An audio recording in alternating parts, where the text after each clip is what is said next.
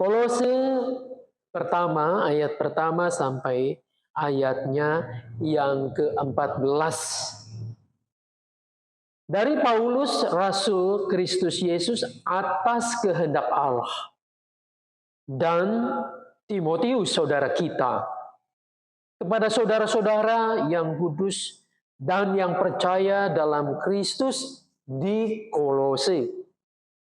Anugerah dan damai sejahtera dari Allah Bapa kita menyertai kamu. Kami senantiasa mengucap syukur kepada Allah, Bapa Tuhan kita Yesus Kristus, setiap kali kami berdoa untuk kamu. Karena kami telah mendengar tentang imanmu dalam Kristus Yesus dan tentang kasihmu terhadap semua orang kudus. Oleh karena pengharapan yang disediakan bagi kamu di sorga. Tentang pengharapan itu telah lebih dahulu kamu dengar dalam firman kebenaran, yaitu Injil, yang sudah sampai kepada kamu. Injil itu berbuah dan berkembang di seluruh dunia. Demikian juga di antara kamu sejak waktu kamu mendengarnya dan mengenal anugerah Allah dengan sebenarnya. Semuanya itu telah kamu ketahui dari Epafras, kawan pelayanan yang kami kasihi, yang bagi kamu adalah pelayan Kristus yang setia. Dialah juga yang telah menyatakan kepada kami kasihmu dalam roh. Sebab itu, sejak kami mendengarnya, kami tidak henti-hentinya berdoa untuk kamu. Kami meminta supaya kamu dipenuhi dengan segala hikmat dan pengertian rohani untuk mengetahui kehendak Tuhan. Sehingga hidupmu layak di hadapannya, serta berkenan kepadanya dalam segala hal, dan kamu memberi buah dalam segala pekerjaan yang baik, dan bertumbuh dalam pengetahuan tentang Allah. Dan dikuatkan dengan segala kekuatan oleh kuasa kemuliaannya untuk menanggung segala sesuatu dengan tekun dan sabar. Dan mengucap syukur dengan sukacita kepada Bapa yang melayakkan kamu untuk mendapat bagian dalam apa yang ditentukan untuk orang-orang kudus di dalam terang. Ia telah melepaskan kita dari kuasa kegelapan dan memindahkan kita ke dalam kerajaan anaknya yang terkasih. Di dalam Dia kita beroleh penebusan, yaitu pengampunan dosa. Sampai di sana yang berbahagia, yang mau mendengarkan firman Allah, memelihara tentu dengan melakukannya. Tetap teguh, jangan goyah. Kalau ada orang nih yang mengatakan, mengucapkan kalimat seperti ini kepada kita, tetap teguh ya, jangan goyah. Itu artinya kita sedang dalam keadaan apa? Apakah sedang dalam keadaan gagah? Dalam keadaan sehat, walafiat, segar bugar? Kalimat ini seringkali diucapkan oleh sahabat-sahabat kita, orang-orang yang dekat dengan kita, manakala kita hidup dalam keadaan susah. Tetap teguh ya, Bu Bonyo. Tetap kuat ya. Jangan goyah. Jalani saja. Nah, itu artinya Cibonyo bukan dalam keadaan baik-baik saja. Memang itulah seharusnya yang terjadi kalau kita melihat kawan, teman, kerabat kita yang dalam keadaan susah. Tapi rasanya kan gampang sekali ngomong. Tabah ya, teguh ya, jangan goyah. Seringkali kita tidak memahami apa nih yang sedang terjadi dengan orang yang kita nasihati ini. Mungkin gejolak hatinya penuh dengan kegalauan. Kita sungguh-sungguhkah menguatkan teman kita? Hari ini kita baca Paulus dan Timotius. Timotius itu anak rohaninya Paulus yang memberikan peneguhan kepada jemaat di Kolose. Meskipun yang memberitakan Injil ke sana adalah dituliskan Paulus Epafras. Tapi Paulus mendengar tuh apa yang sedang dihadapi oleh orang Kristen di Kolose saat itu. Tapi pada zaman itu bukan hanya di Kolose. Di setiap tempat ada umat Tuhan yang mengalami penindasan, persekusi.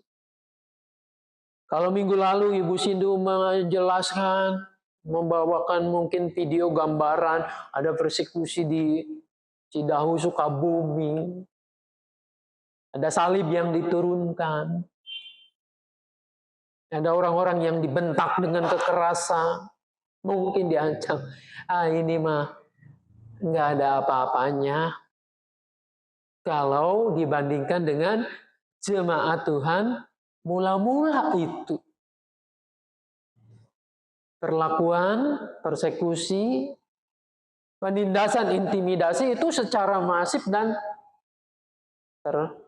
terencana. Supaya kalau bisa nggak ada jemaat Tuhan.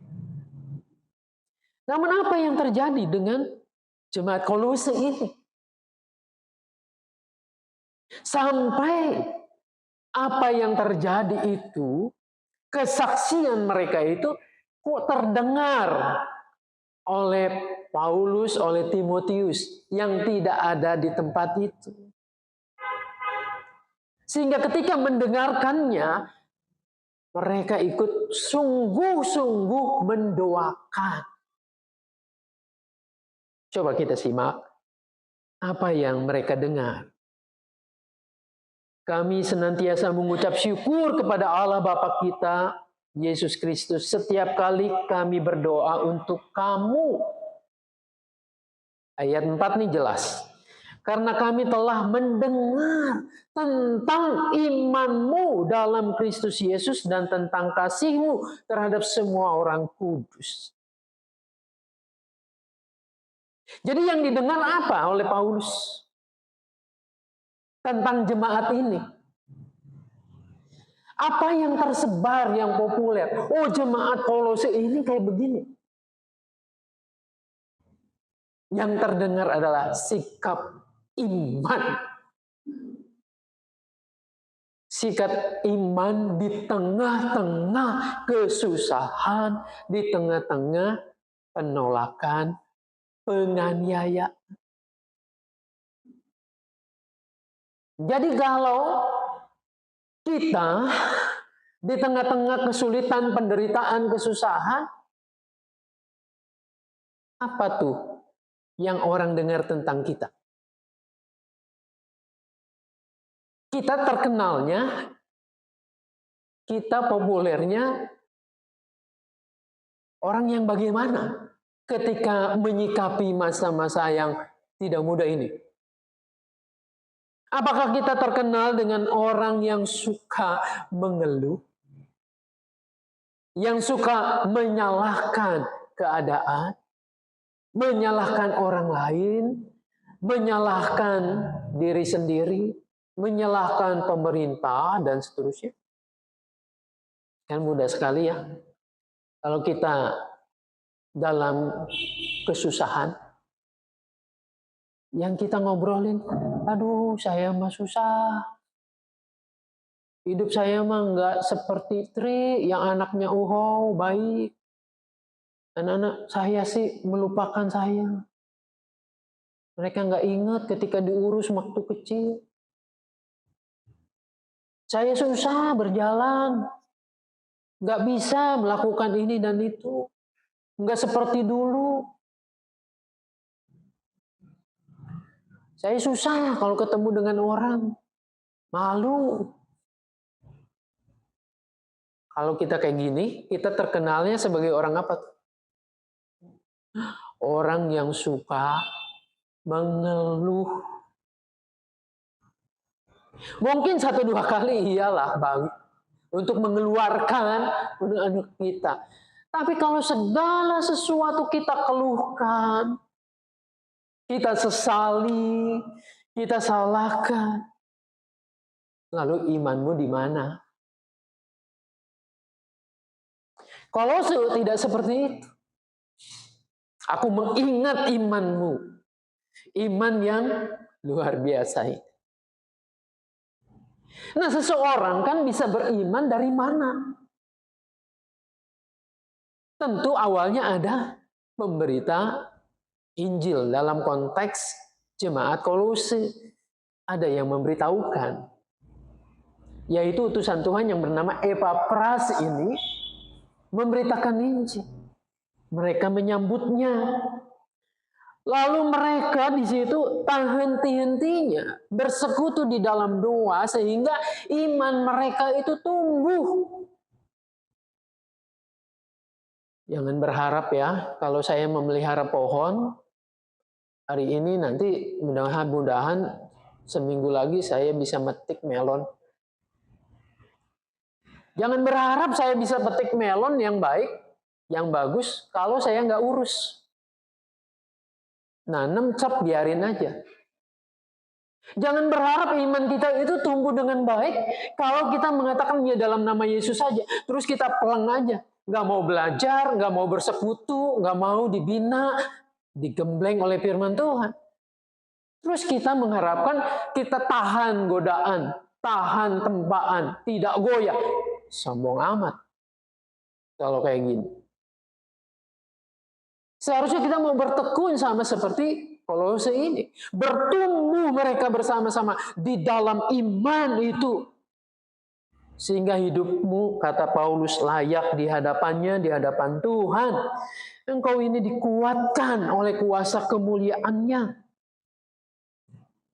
Inilah rahasia yang membuat mereka tetap teguh.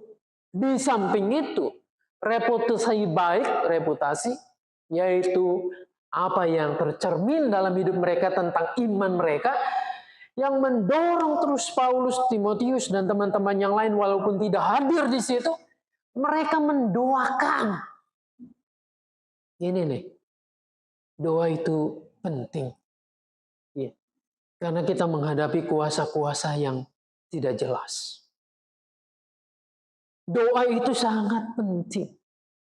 Tetapi doa saja pun rasanya tidak menggantikan segala sesuatu yang harus kita kerjakan. Antara doa bertumbuh dalam iman terus mekar dan tegar. Ibarat pupuk dalam hidup seseorang itu yang terus memupuknya menjadi tanaman yang tahan terhadap segala cuaca. Inilah Kolose. Nah, bercermin dari kisah ini, marilah juga kita lihat ke dalam diri kita. Kita mengharapkan iman kita teguh, iman kita tidak goyah. Tapi apa yang harusnya kita lakukan? Ujian tadi NKB yang menyatakan siapa yang berpegang, itu mestinya menjadi landasan kita juga. Berpegang pada firman Tuhan. Di badai topan dunia tadi kita nyanyikan juga, maka hasilnya pun demikian. Ya. Saya mengajak kepada kita kembali ke dasar iman kita. Kalau perlu kita koreksi habis-habisan. Sehingga iman kita tidak hanya sekedar seperti anak kecil minta disuapin terus. Iman kita minta dimanjakan terus. Iman kita kalau nggak ada yang menegur, nggak ada yang menyapa, mau ngapain? Gereja beginian. Masih mending banyak yang nyambut di tempat lain. Itu bukan ekspresi iman yang kokoh. Iman yang kokoh adalah aku tetap akan setia di jalan Tuhan. Aku tetap akan melakukan segala perkara. Tugas pelayanan ini, ada atau tidak ada orang yang berterima kasih. Ada atau tidak ada teman yang mendampingi saya. Karena pendampingku, kekuatanku, kata Mazmur 28 yang kita baca tadi, perisaiku adalah Tuhan Allah sendiri. Dialah yang akan menopang, menolong kita. Ini iman yang harus kita kembangkan. Tapi iman kita sama-sama sebagai sebuah persekutuan, ya jangan juga begitu. Menterlantarkan teman kita seiman. Membiarkan dia kelelahan sendiri. Capek melakukan tugas-tugasnya. Perkataan kita nggak dijaga dengan baik. Ya ini namanya kita lagi mencobai. Siapa yang dominan mencobai coba dalam Alkitab? Penghulunya pencobaan itu siapa? Kan iblis. Kita kan bukan anak-anak iblis. Jadi jangan pakai hal-hal yang demikian. Sehingga saya berharap di Mangga Besar terkenal dengan jemaat yang super. Bukan super duper apanya, tetapi imannya yang tangguh, yang tahan uji. Meskipun jemaat kecil, jemaat yang defisit terus, tetapi aku akan tetap melayani Tuhan. Aku akan tetap bersaksi di dalam nama Tuhan. Aku tidak akan goyah, punya iman yang teguh. Dan orang akan mengenalnya. Oh iya ya, jemaat Mangga Besar itu adanya di tengah-tengah kehidupan malam, di tengah-tengah perkampungan yang banyak pakai narkoba, di tengah-tengah judi online, tapi di sini ada terang. Di sini ada jemaat yang kuat, yang kokoh. Itu baru reputasi yang baik. Kita dikenal sebagai jemaat yang baik. Sementara ini kalau saya pergi keluar kota untuk khotbah, orang tuh mengenal kita, Pak, jemaat Mangga Besar itu jemaatnya anggotanya udah tua-tua ya Pak. Saya bilang, iya sih ada yang tua-tua, tapi sebagian sudah atestasi ke rumah Bapa di sorga. Saya bilang, banyak kok yang masih muda. Oh gitu. Mangga Besar itu jemaatnya besar ya Pak. Pendetanya ada berapa Pak di sana yang melayani? Saya sambil kelakar mengatakan, pendetanya satu aja udah kelebihan. Besar kita, sudah punya nama besar gitu, tinggal besarkan iman kita. Kuatkan iman kita. Layani Tuhan dengan baik. Nah, kita akan punya reputasi ini jemaat contoh. Jangan contoh yang nggak benar, tapi contoh jemaat yang tangguh di dalam iman. Dimulai dari mana? Bukan dari orang lain. Dari diri sendiri. Jangan lihat orang lain dulu. Udah bener nggak nih? Baru aku ikutan. Kalau dia melakukan yang salah, ya dia juga begitu. Penatuannya aja begitu. Pendetanya aja begitu. Nah ini hongnyam kan? Sesuatu yang mestinya nggak begitu. Mari kita bangun sama-sama ya. Kita menjadi umat Tuhan yang baik. Terkenal dengan iman yang teguh. Mulai sekarang. Mulai dari diri sendiri. Jangan melihat orang lain duluan. Karena kita merasakan cinta kasih Tuhan Yesus yang kata Paulus sudah menebus kita. Itu jelas sekali, ia telah melepaskan kita dari kuasa kegelapan, memindahkan kita ke dalam kerajaan anaknya yang terkasih. Kita udah dipindahkan. ke dalam kerajaan anaknya, yaitu Yesus Kristus. Berarti Anda dan saya warga kerajaan Allah. Identitasnya harus jelas. Apa? Optimis, yakin iman kita bisa menghadapi tantangan dunia ini. Kiranya Tuhan menolong, memberkati kita.